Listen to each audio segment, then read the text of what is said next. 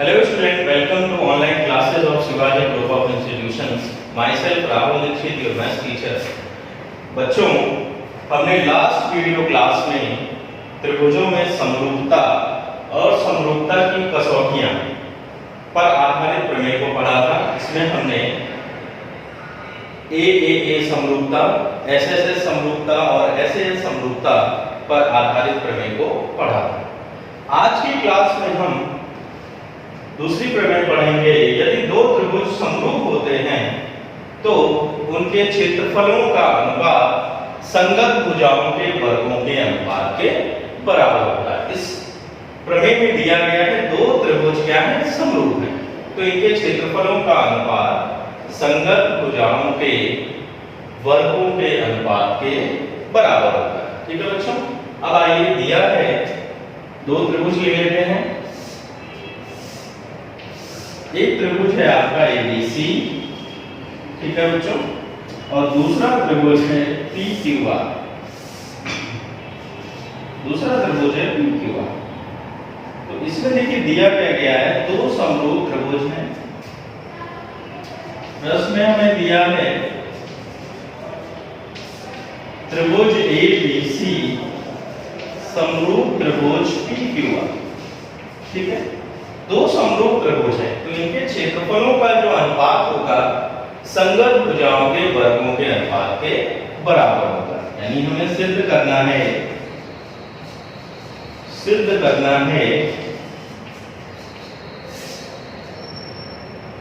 त्रिभुज ABC का क्षेत्रफल बटे त्रिभुज PQR का क्षेत्रफल बराबर संगत भुजा। देखिए ABC में AB है, AB के संगत भुजा क्या होगी, PQ। दूसरी भुजा BC है, BC के संगत भुजा क्या होगी, QR। ये आपका क्या है, Q है, ये C है और ये क्या है, Q। ठीक है, इसके बाद तीसरी भुजा है CA, CA के संगत भुजा है R।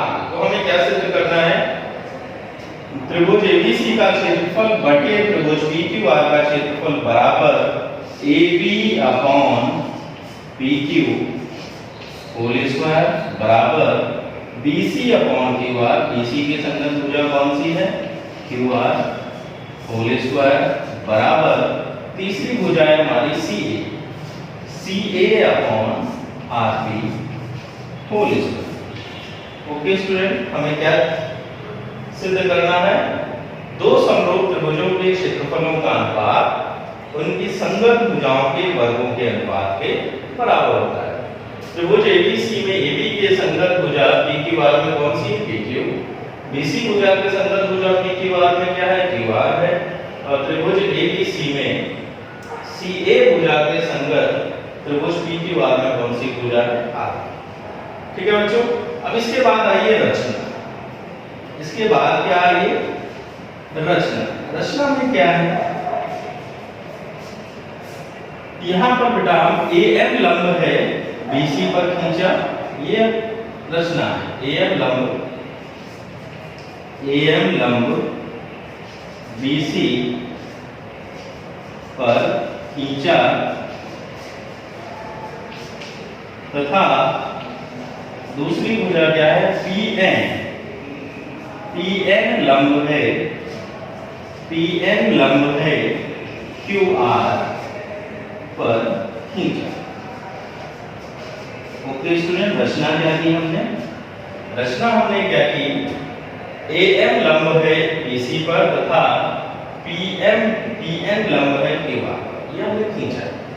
ठीक है, अब इसके बाद देखिए इंपॉर्टेंट पार्ट है थ्योरम का उत्पत्ति। उत्पत्ति में क्या है, हमें प्रश्न में क्या दिया गया है कि दोनों त्रिभुज क्या है, समरूप है।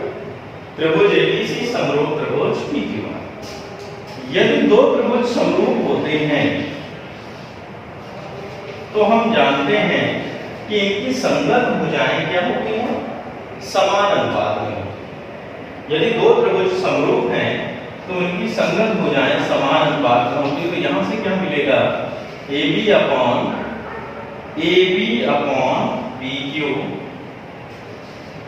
बराबर BC अपॉन QR बराबर CA अपॉन R। इसको मान लेंगे समीकरण ए। ये प्रश्न में हमें दिया है कि दो त्रिभुज समरूप है, त्रिभुज ABC समरूप है त्रिभुज PQR के, अतः इनकी संगत भुजाएं समान अनुपात में होंगी। ठीक है, अब आइए त्रिभुज ABC का क्षेत्रफल। हम जानते हैं किसी भी त्रिभुज का क्षेत्रफल क्या होता है, 1/2 गुणे आधार गुणे संगत भुजाएं। किसी भी त्रिभुज का क्षेत्रफल क्या होता है, 1/2 गुणे आधार गुणे संगत ऊंचाई। अगर हम आधार BC लेंगे तो इसके संगत ऊंचाई क्या लेंगे हम, AM। तो त्रिभुज ABC का क्षेत्रफल क्या होगा, 1/2 गुणे BC इंटू A। ठीक है बच्चों, अब इसके बाद आइए त्रिभुज PQR का क्षेत्रफल निकालते हैं। त्रिभुज PQR का क्षेत्रफल, इसमें भी क्या होगा, किसी भी त्रिभुज का क्षेत्रफल होता है 1/2 गुणे आधार गुणे ऊंचाई। अगर हम आधार QR लेंगे तो इसके संगत ऊंचाई क्या लेंगे हम, P। 1/2 गुणे QR गुणे PM। ठीक है, अब क्या करेंगे, दोनों का हम डिवाइड करेंगे, भाग देंगे, तो देखिए क्या मिलेगा, त्रिभुज ABC का क्षेत्रफल बटे त्रिभुज PQR का क्षेत्रफल बराबर में क्या आएगा, 1/2 गुणे BC इंटू AM बटे क्या है दूसरा, 1/2 गुणे QR इंटू PM। अब देखिए 1/2 से 1/2 कैंसिल हो जाएगा। अगले स्टेप में देखिए क्या मिलेगा हमें, त्रिभुज ABC का क्षेत्रफल बटे त्रिभुज PQR का क्षेत्रफल बराबर BC अपॉन QR, अलग अलग लेंगे, BC upon QR into AM upon PM। ठीक है, इसको मान लेंगे समीकरण 2। ठीक है, क्या दिया है, त्रिभुज ABC का क्षेत्रफल बटे त्रिभुज PQR का क्षेत्रफल बराबर BC upon QR into AM upon PM। देखिए हमें सिद्ध क्या करना है, त्रिभुज ABC का क्षेत्रफल बटे त्रिभुज PQR का क्षेत्रफल बराबर क्या है, BC अपॉन QR का होल स्क्वायर। देखिए BC अपॉन QR तो है, अगर यहाँ पर भी BC अपॉन QR होगा तो गुणा करने पर होल स्क्वायर हो जाएगा, सिद्ध हो जाएगा। यानी AM अपॉन PM के स्थान पर क्या हमें करना है, BC अपॉन QR। क्या करना है हमें, AM अपॉन PM के स्थान पर क्या लाना है, BC अपॉन QR। ठीक है, अब आइए अगले स्टेप पे देखिए क्या करेंगे हम। अब हमें करना क्या है, AM अपॉन PM के स्थान पर BC अपॉन QR। यानी हम यहाँ पर दो त्रिभुज लेंगे, त्रिभुज ABM और दूसरा त्रिभुज लेंगे त्रिभुज PNQ। त्रिभुज ABM तथा त्रिभुज PQN में क्या करना है, इन दोनों त्रिभुजों को हमें समरूप करना है। देखिए त्रिभुज ABM और त्रिभुज PQN को हमें क्या करना है, समरूप करना है। समरूप करने के लिए देखिए क्या करेंगे, यहाँ पर कोण B और कोण Q क्या है, बराबर है, क्योंकि प्रश्न में हमें दिया गया है, प्रमेय में हमें पहले ही दिया गया है त्रिभुज ABC समरूप त्रिभुज PQR। तो यहाँ से क्या मिलेगा, कोण B बराबर कोण Q। क्या मिलेगा, कोण B बराबर है कोण Q के, यहाँ पे लिख देंगे दिया। प्रमेय में हमें पहले ही दिया है कि त्रिभुज ABC समरूप है त्रिभुज PQR के, तो इससे क्या होगा, दोनों ही त्रिभुजों के संगत कोण क्या होंगे, बराबर होंगे। अब इसके बाद देखिए कोण AMB बराबर कोण PNQ। कोण AMB बराबर कोण PNQ। देखिए कोण AMB बराबर कोण PNQ, कारण क्या है, प्रत्येक समकोण, प्रत्येक क्या है, समकोण है। तो अब देखिए यहाँ पर देखिए किसी त्रिभुज के अगर हमने दो कोण बराबर कर दिए तो दोनों त्रिभुज क्या होते हैं, समरूप। ऐसा इसलिए है यदि किसी त्रिभुज के दो कोण बराबर है तो तीसरा हमारा ऑटोमेटिक बराबर होगा। मींस कि त्रिभुज के तीनों अंतःकोणों का योग 180 अंश होता है। अगर ये 90 है, ये 90 है, मान लीजिए अगर 45 है, ये 45 है, तो तीसरा भी आपका 45 होगा, क्योंकि त्रिभुज के तीनों अंतःकोणों का योग क्या होता है, 180 अंश। अगर हमने त्रिभुज के दो कोण, किन्हीं दो त्रिभुज के दो कोण बराबर कर दिए तो दोनों त्रिभुज क्या होते हैं, समरूप होते हैं। इस समरूपता को कहते हैं हम कोण कोण समरूपता। क्या कहते हैं हम, कोण कोण समरूपता। ये कोण कोण कोण समरूपता का ही प्रकार है। अब इसके बाद देखिए यदि दो त्रिभुज समरूप होते हैं तो क्या होता है। यदि दो त्रिभुज समरूप होते हैं तो उनकी संगत भुजाएं समान अनुपात में होती हैं। अब यहाँ पर देखिए AB, त्रिभुज ABM में AB है और त्रिभुज PQN में AB के संगत भुजा कौन सी है, PQ। तो यहाँ से क्या मिलेगा हमें, AB अपॉन PQ बराबर, अब अगला त्रिभुज ABM में AM भुजा, ये क्या है, लंब है, ठीक है। त्रिभुज PQN में AM के संगत भुजा कौन सी है, PM। तो यहां पर क्या होगा, AM अपॉन PM। कारण क्या लिखेंगे, दो समरूप त्रिभुज की संगत भुजाएं समान अनुपात में होती हैं। दो समरूप त्रिभुजों की संगत भुजाएं लिख देंगे, संगत भुजाएं समान अनुपात में होती हैं, समान अनुपात में होती है, ठीक है बच्चों। ये आप कारण जरूर लिखेंगे, दो समरूप त्रिभुज की संगत भुजाएं समान अनुपात में होती हैं। इसको आप मानेंगे समीकरण 3। क्या मानेंगे इसको, समीकरण 3। अब आप देखिए समीकरण 1 में AB अपॉन PQ बराबर है BC अपॉन QR। समीकरण 1 से देखिए, इसके बाद का अगले स्टेप में देखेंगे। समीकरण 1 ये लिखा हुआ है, देखिए समीकरण 1 से क्या है, AB अपॉन PQ बराबर दिया है BC अपॉन QR, ठीक है। समीकरण 1 हुआ 3 से देखिए AB अपॉन PQ बराबर किसके, AM अपॉन PM। तो यहां से देखिए क्या मिलेगा, समीकरण 1 हुआ 3 से, समीकरण 1 हुआ 3 से दोनों के बाएं पक्ष क्या है, बराबर है, ठीक है ना। समीकरण 1 हुआ 3 से देखिए दोनों के बाएं पक्ष बराबर है तो दाएं पक्ष भी बराबर होंगे। यहां से देखिए BC अपॉन QR बराबर क्या मिल जाएगा हमें, AM अपॉन PM। यदि दोनों के बाएं पक्ष बराबर हैं, दाहिने पक्ष भी क्या होंगे, बराबर होंगे। इसको मान लीजिए समीकरण 4, ठीक है बच्चों। समीकरण 1 हुआ 3 से हमें क्या मिल रहा है, दोनों के लेफ्ट हैंड साइड इक्वल हैं, इसलिए राइट हैंड साइड भी क्या होंगे, इक्वल होंगे। यानी BC अपॉन QR बराबर है AM अपॉन PM। अब आइए ये मान हम रखते हैं समीकरण 2 में, इसमें रखते हैं समीकरण 2 में। समीकरण 2 जरा देख लीजिए।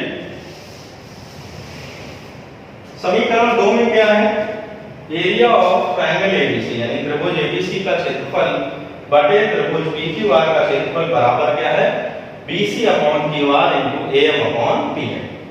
देखिए क्या है, त्रिभुज ABC का क्षेत्रफल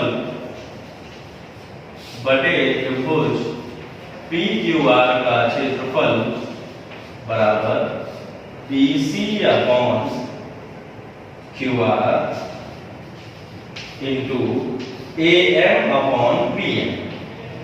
ये क्या है, समीकरण 2, ठीक है। अब देखिए AM अपॉन PM का मान क्या है, BC अपॉन QR है, समीकरण 4 से। तो यहां पर देखिए BC अपॉन QR है, कोई बात नहीं। AM अपॉन PM के स्थान पर हम क्या लिख देंगे, BC अपॉन QR।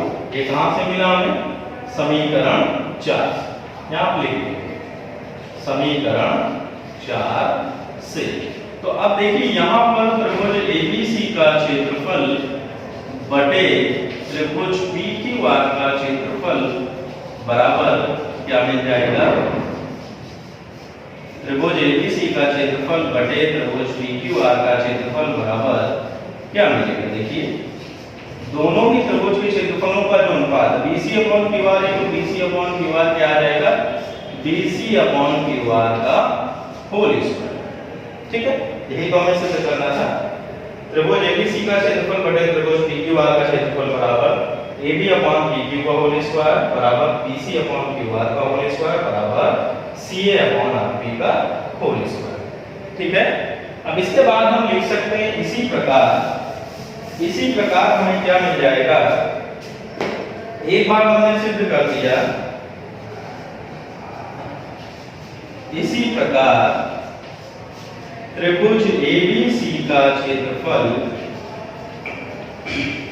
बटे त्रिभुज PQR का क्षेत्रफल बराबर AB/BC, AB की संगत कौन सी भुजा, PQ, AB/PQ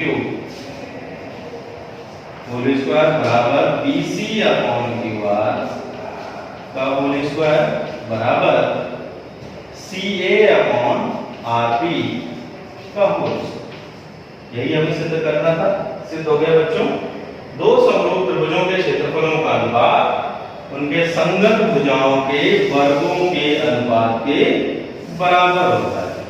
त्रिभुज ABC और त्रिभुज PQR क्या थे, समरूप त्रिभुज थे, तो दोनों समरूप त्रिभुज के क्षेत्रफलों का अनुपात उनके संगत भुजाओं के वर्गों के अनुपात के बराबर सिद्ध हो गया। ठीक है बच्चों,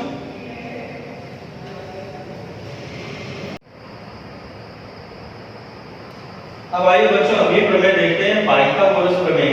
एक संपूर्ण त्रिभुज में कर्ण पर बना वर्ग शेष दोनों भुजाओं पर बने वर्गों के योग के बराबर होता है। ये प्रमेय आपने छोटी क्लास में पढ़ी होगी और बहुत बार आपने इसके रिजल्ट का प्रयोग किया होगा। आज हम लोग ये सीखेंगे कि इस प्रमेय को हम सिद्ध कैसे करेंगे। ठीक है ना, किसी संपूर्ण त्रिभुज में कर्ण पर बना वर्ग शेष दोनों भुजाओं पर बने वर्गों के योग के बराबर होता है। अब देखिए त्रिभुज ABC में कोण A समकोण है, तो कोण A दिया है त्रिभुज ABC में एक समकोण त्रिभुज है जिसका कोण A क्या है, समकोण। ठीक है, अब इसके बाद देखिए सिद्ध क्या करना है, कर्ण पर बना वर्ग शेष दोनों भुजाओं पर बने वर्गों के योग के बराबर होता है। अब कर्ण क्या होता है, 90 अंश के सामने की भुजा क्या होती है, कर्ण होती है। कर्ण किसी समकोण त्रिभुज में सबसे बड़ी भुजा होती है, तो यहाँ कोण A समकोण है, कोण A के सामने की भुजा BC क्या होगी, कर्ण होगी। त्रिभुज ABC में देखिए कोण A समकोण है, इसके सामने की भुजा BC क्या होगी, कर्ण होगी। तो BC का स्क्वायर बराबर AB square plus AC square, यानी कर्ण पर बना वर्ग शेष दोनों भुजाओं पर बने वर्गों के योग के बराबर होता है, ये हमें सिद्ध करना है। अब इसके बाद देखिए इसमें हमने रचना क्या की है, रचना हमने की है AD लंब है BC पर खींचा, AD लंब है BC पर खींचा। जब हमने AD लंब BC पर खींचा तो AD से त्रिभुज ABC हमारा दो त्रिभुजों में बढ़ गया, एक हमारा त्रिभुज ABD है और दूसरा त्रिभुज है हमारा ACD। ठीक है ना, AD लंब से त्रिभुज ABC हमारा दो त्रिभुजों में बढ़ गया, पहला त्रिभुज है ABD और दूसरा त्रिभुज है ACD। अब हमें करना क्या है, दोनों त्रिभुजों को बारी बारी से मूल त्रिभुज ABC के समरूप करना है। ठीक है ना, सबसे पहले हम क्या करेंगे, त्रिभुज ABD को समरूप करेंगे त्रिभुज ABC के, फिर उसके बाद क्या करेंगे, त्रिभुज ACD को समरूप करेंगे त्रिभुज ABC के। यानी दोनों त्रिभुजों को बारी बारी मूल त्रिभुज ABC के समरूप करेंगे और समरूपता की कंडीशन लगाएंगे। यदि दो त्रिभुज समरूप होते हैं तो उनकी संगत भुजाएं समान अनुपात में होती हैं। इसका प्रयोग करके हम इसको हल करेंगे। अब आइए ऊपर सबसे इंपॉर्टेंट पार्ट होता है किसी भी प्रमेय का, उत्पत्ति। इसमें देखिए करेंगे क्या, हमने आपको पहले ही बताया है कि AD लंब द्वारा त्रिभुज ABC दो त्रिभुजों में बट गया, पहला त्रिभुज है आपका ABD और दूसरा त्रिभुज है आपका ACD। अब हमें करना क्या है, सबसे पहले त्रिभुज ABD को त्रिभुज ABC के समरूप सिद्ध करना है। ठीक है, आइए त्रिभुज ABD तथा त्रिभुज ABC त्रिभुजों को हमें समरूप करना है। तो सबसे पहले देखिए कोण ADB बराबर किसके है? कोण BAC के। त्रिभुज ABD में कोण ADB बराबर होगा त्रिभुज ABC में कोण BAC के। क्यों? क्योंकि कोण BAC क्या 90 है। ये दोनों आपके बराबर होंगे। कारण क्या लिख देंगे? प्रत्येक समकोण, प्रत्येक क्या है? समकोण। अब इसके बाद देखिए कोण ABD बराबर है कोण ABC के, उभयनिष्ठ। ठीक है ना?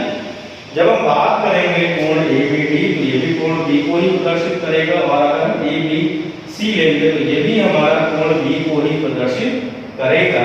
तो यहां से क्या मिलेगा? कोण ABD बराबर कोण ABC। कारण यहां पर क्या लिखेंगे? उभयनिष्ठ। ठीक है बच्चों? अब इसके बाद देखिए क्या मिलेगा? दोनों त्रिभुज समरूप हो गए। त्रिभुज ABD समरूप त्रिभुज ABC। कौन सी प्रमेय से? कोण कोण समरूपता प्रमेय से। यदि किन्हीं दो त्रिभुजों के संगत तो कोण बराबर है तो दोनों त्रिभुज क्या होते हैं? समरूप होते हैं। इस समरूपता को बोलते हैं कोण कोण समरूपता। अब इसके बाद देखिए यदि दो त्रिभुज समरूप हैं तो उनकी संगत भुजाएं समान अनुपात में होती हैं। दो समरूप त्रिभुजों की संगत भुजाएं समान अनुपात में होती हैं। अब आइए संगत भुजाएं कैसे लिखें? ठीक है? अब देखिए त्रिभुज ABD में कर्ण क्या है? सबसे पहले त्रिभुज ABD में कर्ण क्या है? AB। क्यों? कोण D समकोण है। समकोण के सामने वाली भुजा क्या होती है? कर्ण होती है। तो त्रिभुज ABD में कर्ण है आपका AB। ठीक है बच्चों? अब आइए बड़े त्रिभुज मूल त्रिभुज ABC में ले लेते हैं। इसमें कर्ण क्या है? BC है। पहले हमने दोनों त्रिभुजों के कर्ण लिए। ठीक है? त्रिभुज ABD में कर्ण है AB और त्रिभुज ABC में कर्ण है BC। ठीक है? क्योंकि कोण A समकोण है, समकोण के सामने वाली भुजा कर्ण है। अब आइए देखिए त्रिभुज ABD में ये कोण समकोण है, ये इसके बराबर हमने किया है। ये आपका उभयनिष्ठ हो गया। त्रिभुज ABD में देखिए तीसरा कोण कौन सा हमने बराबर नहीं किया? वो है कोण BAD। इसको हमने बराबर नहीं किया। तो इस भुजा के सामने, इस कोण के सामने वाली भुजा क्या है? BD। इस कोण के सामने वाली भुजा है BD बटे। अब आइए मूल त्रिभुज ABC में देख लीजिए, बड़े वाले त्रिभुज में। ठीक है? कोण B आपका उभयनिष्ठ हो गया। कोण A हमने कोण D के बराबर किया प्रत्येक समकोण से। अब उसके बाद देखिए इसमें तीसरा कोण कौन सा है?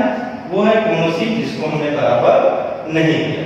तो इस कोण C के सामने वाली भुजा क्या होगी? AB। कोण C के सामने वाली भुजा क्या होगी? AB। इसमें देखना है हमको, त्रिभुज ABC में देखना है। ठीक है ना? अगर हम ABC की बात करते तो कोण C के सामने वाली भुजा AD होगी। लेकिन अगर हम त्रिभुज ABC में देखेंगे तो कोण C के सामने वाली भुजा क्या होगी? AB होगी। ठीक है? संगत भुजाएं समान अनुपात में। संगत का मतलब अगर हमने पहले त्रिभुज ABD का कर्ण लिया, फिर हमने त्रिभुज ABD का ABC का क्या लिया? कर्ण। ठीक है? जो कोण समान है उस समान कोण के सामने वाली भुजा लेते हैं। ठीक? दूसरे त्रिभुज में जैसे ये कोण है, इसके बराबर ये कोण है, इसके सामने वाली भुजा संगत। ठीक है? यहाँ पर लिख देंगे दो समरूप त्रिभुजों की संगत भुजाएं। कारण क्या है? दो समरूप त्रिभुजों की संगत भुजाएं समान अनुपात में होती हैं। दो समरूप त्रिभुजों की संगत भुजाएं समान अनुपात में होती हैं। तो यहां से अब देखिए क्रॉस मल्टीप्लाई करेंगे तो AB स्क्वायर बराबर क्या मिल जाएगा? BC into BD। इसको क्या मानेंगे? समीकरण A। क्या मिल जाएगा हमें? AB स्क्वायर बराबर BC इंटू BD। अब देखिए इसके बाद क्या करेंगे?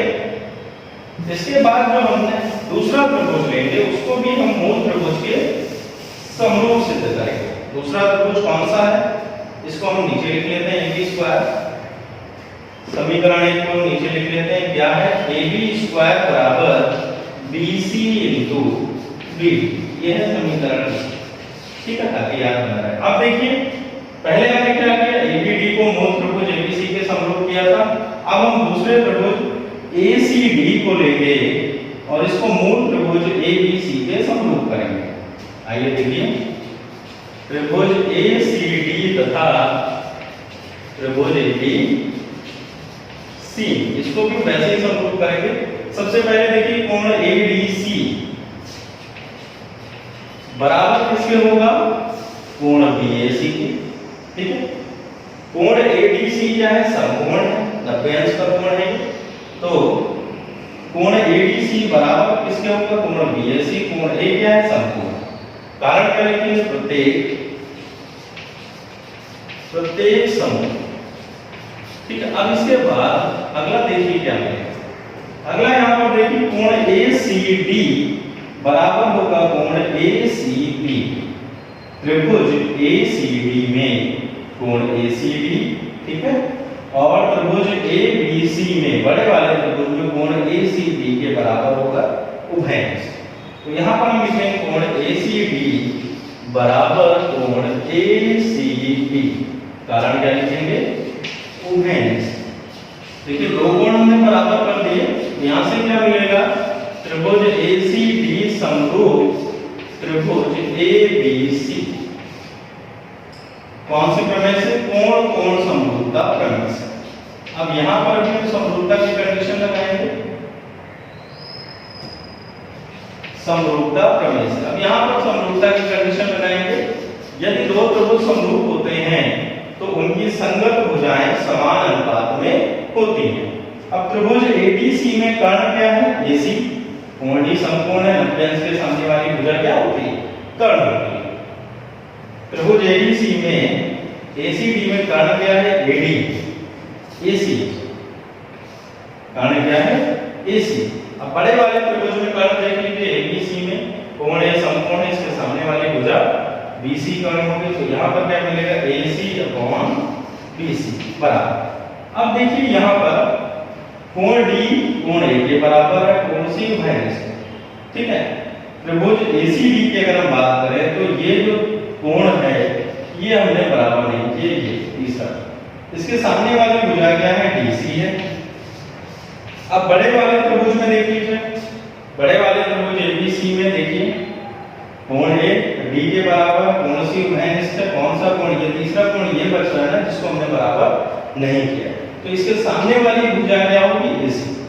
इसके सामने वाली भुजा एसी क्यों होगी, क्योंकि हम बात कर रहे हैं त्रिभुज एबीसी की, तो कोण बी के सामने वाली भुजा क्या होगी, एसी होगी। कारण लिख देंगे, दो समरूप त्रिभुजों की संगत भुजाएं समान अनुपात में होती हैं। अभी हमने लिखा दो समरूप त्रिभुजों की संगत भुजाएं समान अनुपात में होती हैं। ठीक है, तो यहां पर देखिए क्रॉस मल्टीप्लाई करेंगे, कैची गुणा करेंगे, तो यहां से मिलेगा AC स्क्वायर बराबर BC into DC। ये क्या मिल गया, समीकरण 2। क्या मिल गया है, AC स्क्वायर बराबर BC into DC। समीकरण 1 क्या है, AB स्क्वायर बराबर BC into BD। ठीक है बच्चों, अब इन्हीं दो समीकरण का प्रयोग करेंगे और हम सिद्ध करेंगे। करना क्या है, दोनों समीकरण को जोड़ना। क्या करना है हमें, दोनों समीकरण को जोड़ना। ठीक है, आइए देखते हैं। समीकरण 1 व 2 को जोड़ने, समीकरण 1 व 2 को जोड़ने पर, आइए जोड़ते हैं। जब हम जोड़ेंगे तो दोनों का बायां पक्ष बाएं पक्ष से जुड़ेगा और दायां पक्ष दाएं पक्ष से जुड़ेगा। ठीक है ना, बायां पक्ष देखिए समीकरण 1 क्या है, समीकरण 1 का बायां पक्ष है AB स्क्वायर, समीकरण 2 का बायां पक्ष है AC स्क्वायर बराबर दायां पक्ष क्या है, BC into BD, BC into BD, और इसका दायां पक्ष क्या है, BC into DC।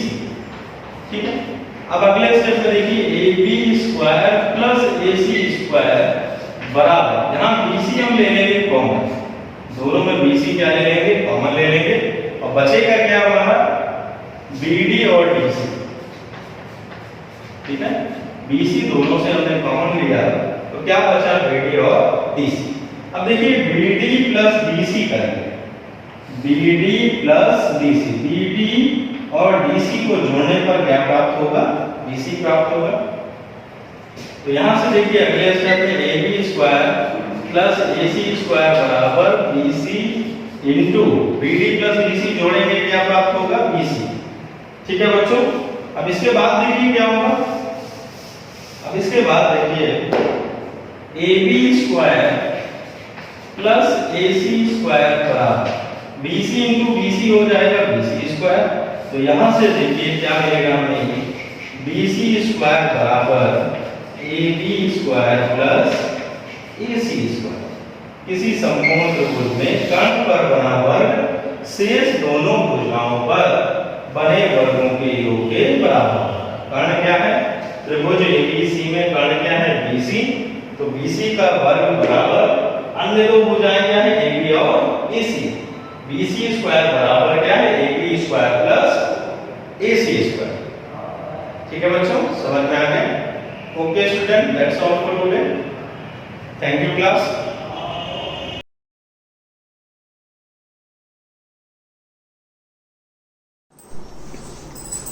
Hello students, welcome to online classes of Shivaji Group of Institution. Myself ज्योति मिश्रा और आज हम नागरिक शास्त्र का लेसन 6 पढ़ेंगे जिसका नाम है राजनीतिक दल।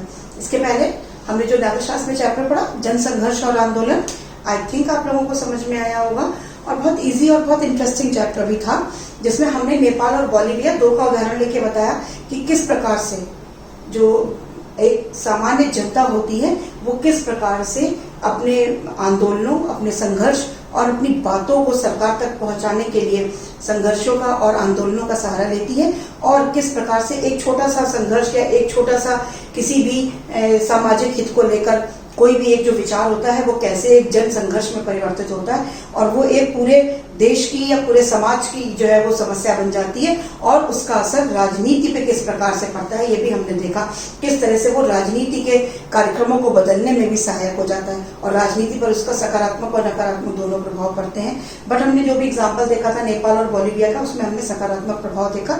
नेपाल जिसमें हमने देखा कि किस तरह से उन्होंने लोकतंत्र को के अस्तित्व को सबको बचाने के लिए जो है वो वहां के लोगों ने संघर्ष किया था, और बोलिविया में एक जन युद्ध हुआ था जिसके लिए जो है वो लोगों ने संघर्ष किया और उन्होंने सरकार को मजबूर करा कि वो अपना जो भी कॉन्ट्रैक्ट था जो उन्होंने एमएनसी को दिया था वो उनसे लेके वो म्युनिसिपल कॉर्पोरेशन को वापस करें। तो ये हमने पढ़ा था अपने पुराने चैप्टर्स में। बेटा जब से हम लोग नागरिक शास्त्र पढ़ते चले आ रहे हैं तब से हमने बार बार एक शब्द बहुत ज्यादा सुना है जिसका नाम है राजनीतिक दल, जिन्हें हम लोग पॉलिटिकल पार्टीज भी बोलते हैं। अब पॉलिटिकल पार्टीज क्या होती हैं? इन कॉमन आप लोग देखते हो जब भी इलेक्शंस होते हैं, बहुत कॉमन सी चीजें, बहुत सा जनरल है, ये सबको पता है कि राजनीतिक दल क्या होते हैं। आपने बहुत सारी पॉलिटिकल पार्टीज का नाम सुना, जैसे कांग्रेस पार्टी और आपकी ये बीजेपी जिसको हम लोग भारतीय जनता पार्टी, सपा, बसपा, आम आदमी पार्टी, कम्युनिस्ट पार्टी, मार्क्सवादी पार्टी, आप इस तरह से पार्टीज के नाम सुनते हो, इन्हें ही हम राजनीतिक दल कहते हैं। अब जब भी हम नागरिक शास्त्र के बारे में पढ़ते हैं तो हमें पॉलिटिकल पार्टीज ये शब्द हमारे पास बार बार आता है, मतलब राजनीतिक दल। अब हम इसको आज विस्तार से हम इस चैप्टर में ये पढ़ेंगे कि राजनीतिक दल क्या होते हैं, क्या होते हैं, इनकी आवश्यकता क्यों है, राजनीति में इनका क्या स्थान है, ये क्यों आवश्यक है, क्या ऐसे ही सरकार को नहीं चलाया जा सकता बिना राजनीतिक दल के, ये कितने प्रकार की होती हैं, कितने तरह की दलीय व्यवस्थाएं होती हैं, ये भी हम पढ़ेंगे, क्या इनके कार्य हैं और इन्हें किन किन चुनौतियों का सामना करना पड़ता है, और एट लास्ट कि हम इनमें और क्या सुधार ला सकते हैं। तो हमारे चैप्टर जो है वो राजनीतिक दल से रिलेटेड है और राजनीतिक दल के बारे में ही सारी चीजें पढ़ेंगे। बच्चों, चाहे संविधान निर्माण की बात हो या लोकतंत्र के निर्माण की बात हो या फिर सरकार की कार्यप्रणाली हो, हम सभी चीजों में जब भी हम देखते हैं तो हम ये देखते हैं और हम ये पाते हैं कि राजनीतिक दलों की बहुत बहुत महत्वपूर्ण भूमिका है। बिना राजनीतिक दलों के हम सरकार की कार्यप्रणाली, सरकार की नीतियों, सरकार के आप इसमें ये भी कह सकते हैं कि नीतियां बनाना हो या उन पे अंकुश लगाना हो, दोनों में ही राजनीतिक दल का बहुत बड़ा हाथ होता है। अब राजनीतिक दल होता क्या है? ऐसा संगठित समूह जो चुनाव लड़े, ऐसा संगठित समूह मतलब कुछ ऐसे लोग जो एक संगठन बनाए, और वो कौन लोग? जो एक हित के हों, एक सोच के हों और एक जैसी नीतियों को सोचते हों, एक जैसी उनकी नीतियां हों, उनकी विचारधाराएं मैच करती हों। तो ऐसा एक संगठित समूह जब वो चुनाव लड़े और सरकार में राजनीतिक सत्ता को प्राप्त करने के उद्देश्य से, मतलब जब वो सरकार में एक राजनीतिक सत्ता प्राप्त करने, क्योंकि वो जब में भी अगर चुनाव जीत जाते हैं तो वो सरकार में एक सत्ता को प्राप्त कर लेते हैं, जिसे हम लोग रूलिंग पार्टी बोलने लगते हैं। वही राजनीतिक दल जो सिंपली चुनाव लड़ रहा है, जब वो जीत जाता है और जीत के सरकार बनाता है तो वो किस में आ जाता है, एक रूलिंग पार्टी, मतलब शासन की सत्ता में आ जाता है। ठीक है, तो अगर ऐसा करने के उद्देश्य से कोई भी संगठित समूह कार्य कर रहा है तो वो राजनीतिक दल कहलाता है। फिर से मैं रिपीट करती हूँ, ऐसा संगठित समूह जो सरकार में राजनीतिक सत्ता प्राप्त करने के उद्देश्य से कार्य करता है, ऐसा समूह में हम उसको राजनीतिक दल कहते हैं। ठीक है, अब हमने बताया आपको कि हम पढ़ेंगे क्यों आवश्यक है, ये कितने प्रकार के होते हैं, क्या इनको चुनौतियां इनके सामने आती हैं और इनको किस प्रकार से इसमें सुधार करना चाहिए। तो आज हमारे चैप्टर में ये हम पढ़ेंगे। सबसे पहले जो हमारे राजनीतिक दल हैं उनके 3 तत्व होते हैं, मतलब कि इन 3 लोगों से एक राजनीतिक दल जो है बनता है। क्या क्या? सबसे पहले नेता, क्योंकि हर एक राजनीतिक दल या जो भी पॉलिटिकल पार्टी होती है वो सबसे पहले अपना नेता चुनती है। में भी अगर वो चुनाव जीत जाती है तो जो भी उस राजनीतिक दल का नेता होता है वही हमारा प्रधानमंत्री, अगर वो जो है वो केंद्र के चुनाव है तो वो प्रधानमंत्री बनता है, और अगर राज्य के चुनाव वो लड़ रहा है तो फिर वो मुख्यमंत्री बनता है। तो इसलिए सबसे पहले एक नेता होना बहुत इंपॉर्टेंट होता है। दूसरा हमारा क्या है, सक्रिय सदस्य होते हैं। सक्रिय सदस्य का मतलब जो भी उस पॉलिटिकल पार्टी के लिए या उस राजनीतिक दल के लिए कार्य करते हैं, उनके समर्थन, मतलब उनके जो भी उनकी भाई, अब देखिए कोई भी चुनाव लड़ना है तो ऐसा सिर्फ एक नेता अकेले तो लड़ नहीं सकता, तो उसको अपने कार्यकर्ता चुनने पड़ते हैं जो कि एक एक्टिव जो है वो मेंबर्स कहलाते हैं उस पॉलिटिकल पार्टी के। ठीक है, किस तरह से, जैसे कि उनका कार्य क्या होता है कि कैसे जो है एक मतलब जुलूस निकालना, या किस प्रकार से प्रचार या प्रसार करना, या किस प्रकार से उनकी गोष्ठियां या उनकी जो है सभाएं आयोजित करना, जितने भी आयोजन के वर्क होते हैं वो सब हमारे सक्रिय सदस्य करते हैं। और एट लास्ट होता है अनुयायी समर्थक, वो लोग जो उस पार्टी को, मतलब जो भी पार्टी बनी है उनकी नीतियों को, उनके विचारों को, उनकी सोच को उनके अनुयायी हो, जो उन्हें वो सही लगते हैं, वो उनका समर्थन करते हैं, तो वो अनुयायी समर्थक आ जाते हैं। तो इस तरीके से ये 3 तत्व होते हैं। देखो, अब हम लोग बोलते हैं ना कि राजनीतिक दलों की आवश्यकता क्यों।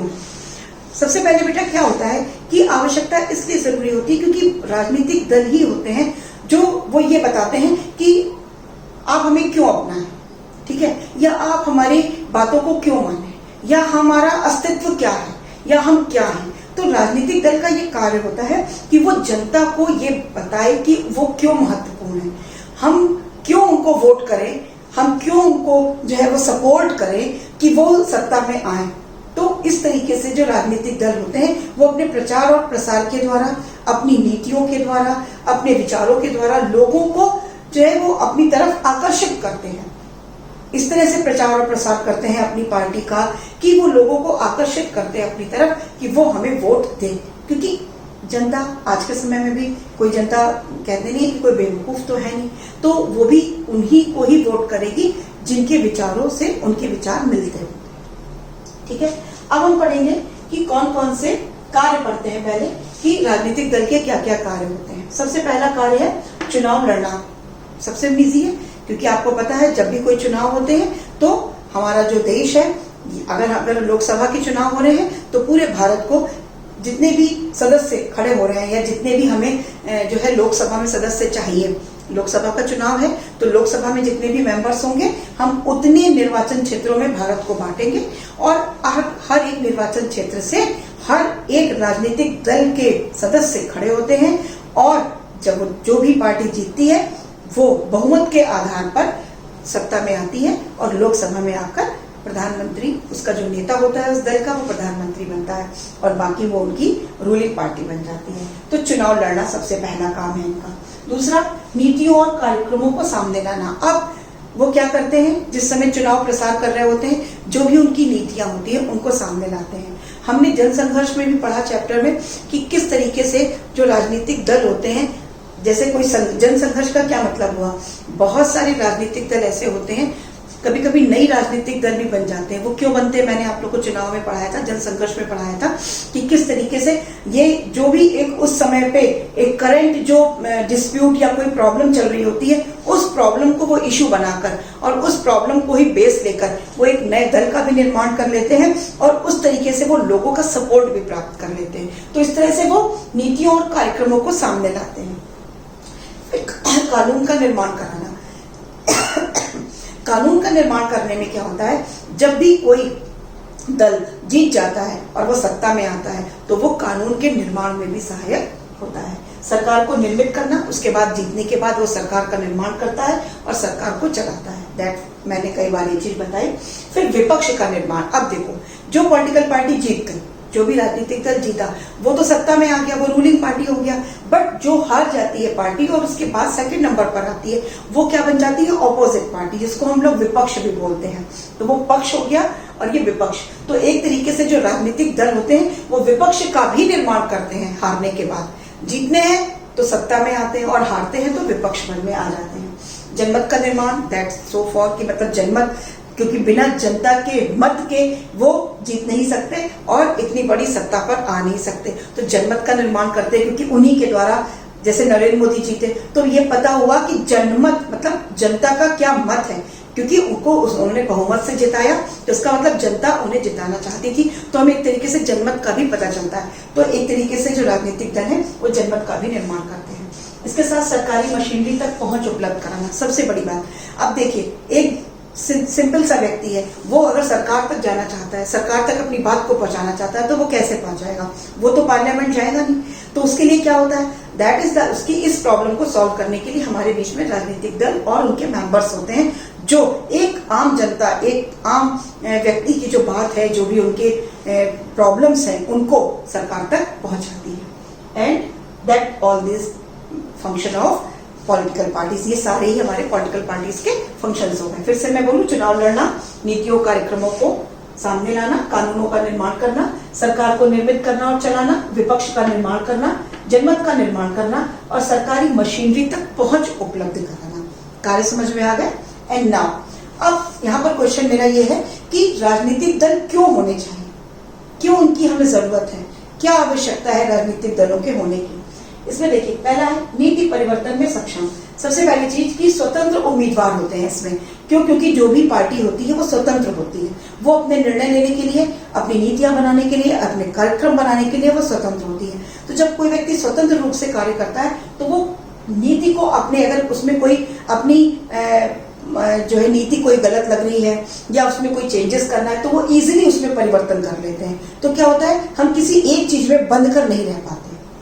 दूसरा, निर्वाचित प्रतिनिधि निर्वाचन क्षेत्रों के लिए उत्तरदायी। अब हर एक प्रतिनिधि जो भी जिस निर्वाचन क्षेत्र से खड़ा हुआ है वो उस निर्वाचन क्षेत्र के प्रति उत्तरदायी है, क्योंकि वहां की जनता उसको जिता रही है, वहां की जनता ने उसको वोट किया और जिताया, क्योंकि वहां की जनता से उसने बहुत सारे वादे किए, बहुत सारे प्रोमिसेस किए, तो वो वहां के लिए उत्तरदायी भी होती है। तो क्या होता है कि उस क्षेत्र की जनता को अपने लिए एक नेता मिलता है जो उनकी बात को सरकार तक पहुंचाता है। तो ये एक जरूरी है। फिर सरकार का समर्थन करने के लिए, क्योंकि जब सत्ता में आती है तो वो सरकार का समर्थन करती है, जब विपक्ष में आती है तो सरकार पर अंकुश लगाने के लिए भी राजनीतिक दल बहुत आवश्यक है, उससे सरकार पे अंकुश लगता है। और जो भी हमारा पक्ष की सत्ता है, जो भी हमारी सरकार है, वो अपनी शक्तियों का गलत उपयोग ना करें, मतलब दुरुपयोग ना करें, इसके लिए उस पर अंकुश लगाने के लिए हमारे पास विपक्ष के लिए भी हमारी पार्टी होती है। तो वो अंकुश लगाने में, सरकार की नीतियां बनाने में, क्योंकि जितनी भी पॉलिसीज बनती है वो सरकार में बैठ के बनती है, वो इन्हीं राजनीतिक दलों के सदस्य जब जीतते हैं और वहां पहुंचते हैं तो वो नीतियां बनाते हैं। एंड एट लास्ट, लोकतंत्र की अनिवार्य शर्त, सबसे इंपॉर्टेंट कि लोकतंत्र के लिए, क्योंकि लोकतंत्र का मतलब जनता का शासन जनता के लिए, जनता के द्वारा होता है, और लोकतंत्र जब तक राजनीतिक दल नहीं होंगे तब तक जनता कैसे इन्वॉल्व होगी। तो लोकतंत्र की एक अनिवार्य शर्त है कि राजनीतिक दलों का होना बहुत आवश्यक है। और एट लास्ट एक चीज और इसमें मैं बता दूंगी कि दलीय व्यवस्था किस प्रकार से है भारत में, नॉट इन भारत, हम पूरे वर्ल्ड के बारे में समझेंगे कि किस प्रकार की दलीय व्यवस्था होती है। कहीं कहीं पर हम देखते हैं, जैसे कि हम चीन का उदाहरण लेके चलते हैं, वहां पर एक दलीय व्यवस्था है। एक दलीय का मतलब होता है एक ही पार्टी है, कम्युनिस्ट पार्टी। चीन में कोई दूसरी पार्टी नहीं है, सिर्फ एक कम्युनिस्ट पार्टी है और हर बार उसी का ही नेता या उसी के ही समर्थक या उसी से ही रिलेटेड जो लोग होते हैं वो सत्ता में आते हैं। ऐसे ही कहीं कहीं पर हम देखते हैं, जैसे कि हमने एग्जांपल दिखा यूएसए का, संयुक्त राज्य अमेरिका और यूनाइटेड किंगडम में, वहां पर द्विदलीय व्यवस्था है। द्विदलीय का मतलब होता है वहां पे सिर्फ दो दल हैं, मतलब कि कभी एक दल के जीतता है तो उसका जो मेंबर है वो प्राइम मिनिस्टर बन जाता है या प्रेसिडेंट बनता है, और कभी वो दूसरा, मतलब सिर्फ दो दल होते हैं। बट इन इंडिया, सिर्फ इंडिया और भी बहुत जगह हैं जहां पर बहुदलीय व्यवस्था है। बहुदलीय व्यवस्था का मतलब होता है जहां पर बहुत सारे दल हों, जैसे कि बीजेपी, कांग्रेस, सपा, बसपा, आम आदमी पार्टी, यहाँ पे बहुत सारे दल होते हैं। तो भारत इसका उदाहरण है जहां पर बहुदलीय व्यवस्था है। तो हमने देखा भारत में बहुदलीय, संयुक्त राज्य अमेरिका और यूनाइटेड किंगडम में द्विदलीय और चीन में एक दलीय व्यवस्था है। ये हमारी दलों की व्यवस्था है। अब हम अपने नेक्स्ट वीडियो में मैं बताऊंगी कि राष्ट्रीय दल और क्षेत्रीय दल क्या होते हैं, कौन कौन सी पार्टीज हैं जो राष्ट्रीय दल में आती है और कौन सी पार्टी हमारे क्षेत्रीय दल में आती है। आई थिंक आपको ये समझ में आया होगा। बहुत इंटरेस्टिंग चैप्टर है राजनीतिक दल, जो हम अपने आसपास के दुनिया में सब कुछ देखते हैं उसी से रिलेटेड चैप्टर है। Thank you for today, have a nice day.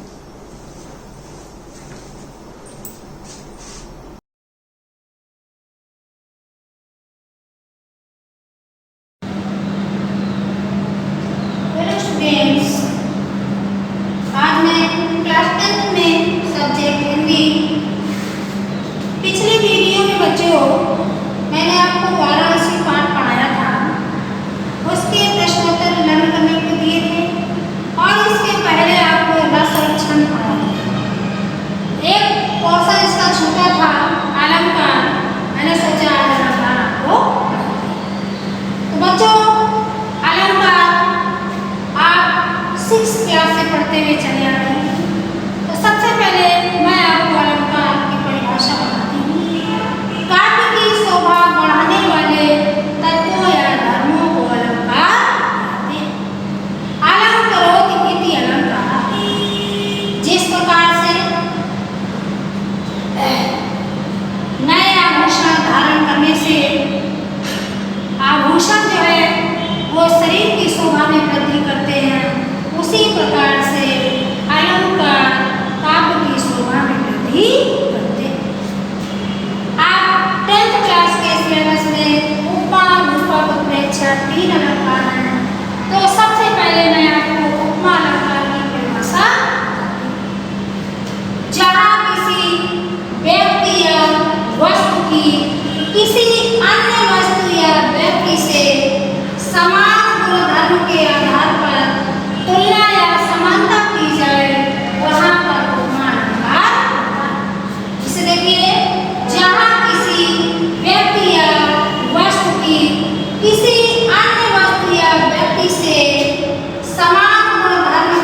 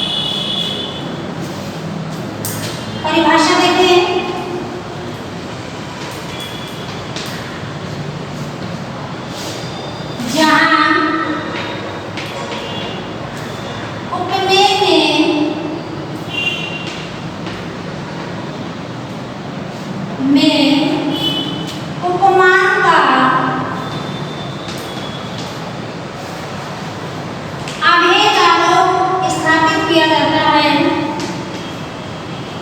या भेद रहित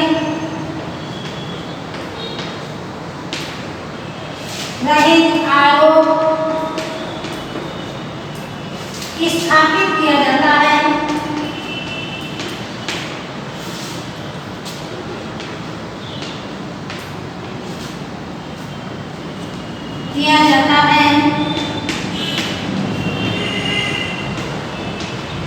वहाँ रूपक अलंकार होता है।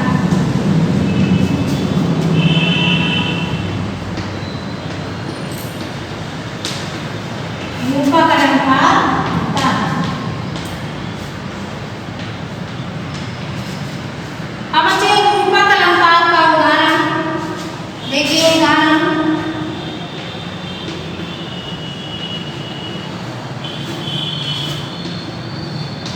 चरण कमल बंधो हरिराई। चरण कमल बंधो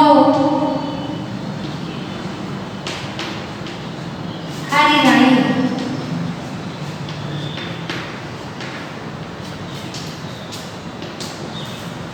अब बच्चों ये रूपक अलंकार का उदाहरण है चरण कमल बंधो हरिराई।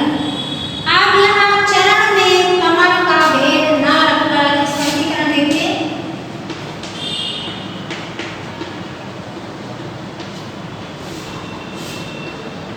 यहाँ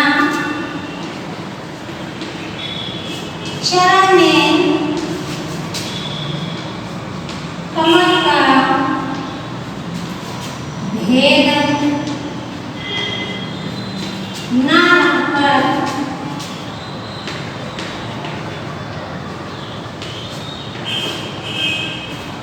चरण में कमल का भेद ना रखकर एक रूपता बताई गई है।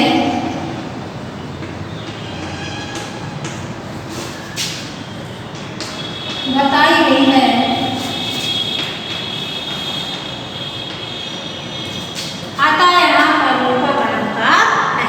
इसे देखिए रूपक अलंकार की परिभाषा जहाँ उपमेय में उपमान का भेद रहित आरोप स्थापित किया जाता है वहाँ रूपक अलंकार होता है। उदाहरण चरण कमल बंधो हरिराई।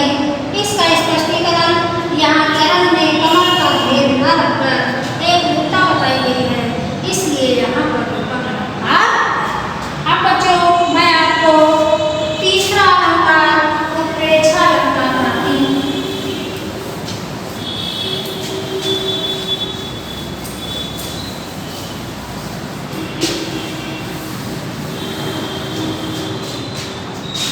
जहाँ उपमेय में उपमान की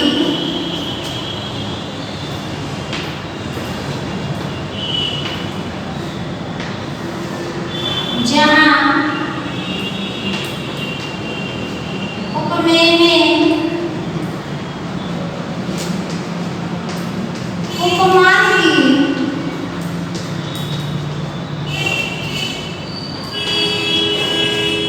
कल्पना या संभावना व्यक्त की जाए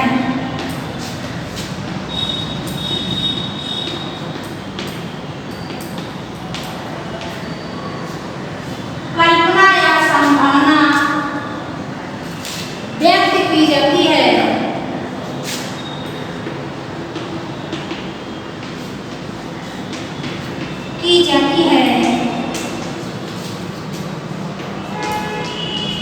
वहाँ उत्प्रेक्षा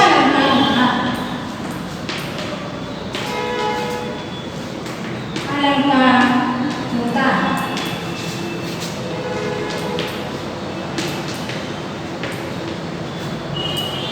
इसके वाचक शब्द हैं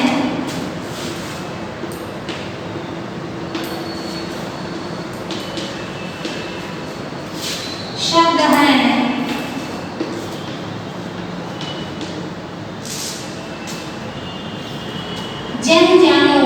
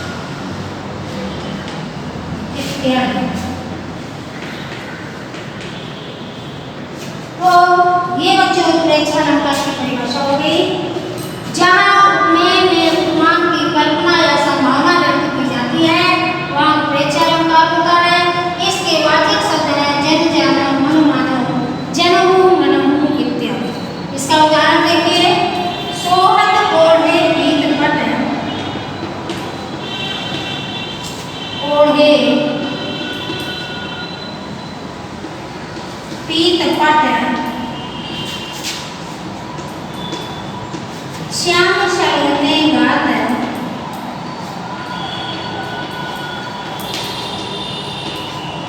सलोने गात मनहु नीलमणि सैर पर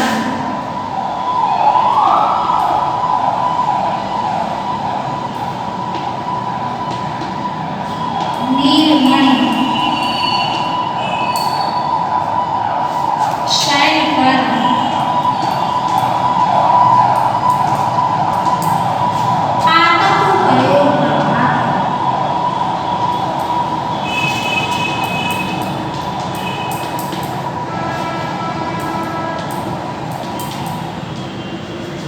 ये बच्चों इसका उदाहरण हो गया। सोहत ओढ़े पीत पट श्याम सलोने गात मनहु नीलमणि सैर पर आतप पर्यो। बच्चों इसका स्पष्टीकरण है। यहाँ पीला वस्त्र धारण किए हुए श्री कृष्ण है जो बहुत सुंदर दिखाई दे रहे और उधर क्या है प्रातःकालीन धूप से शोभित नीलमणि पर्वत पर पर्वत भी सुशोभित हो रहा है। तो यहाँ पर पीला वस्त्र धारण किए हुए कृष्ण के श्याम शरीर की उपमा किसको दी गई है? नीलमणि पर्वत को। ओढ़े सोहत ओढ़े पीत श्री कृष्ण ने पीतांबर ओढ़ रखा है और श्याम सलोने का जो शरीर है वो श्याम रंग का है। किसके समान है? नीलमणि पर्वत के समान है। तो ऐसा लगता है श्री कृष्ण को देखकर जैसे नीलमणि पर्वत पर प्रातःकाल में पड़ती हुई धूप उसकी यहाँ कल्पना या संभावना की गई है। अतः यहाँ पर प्रेक्षा अलंकार की पुष्टि हुई है। तो बच्चों ये तीनों अलंकार आपको पढ़ना है और उनकी डेफिनेशन और उनके एग्जाम्पल याद करना है।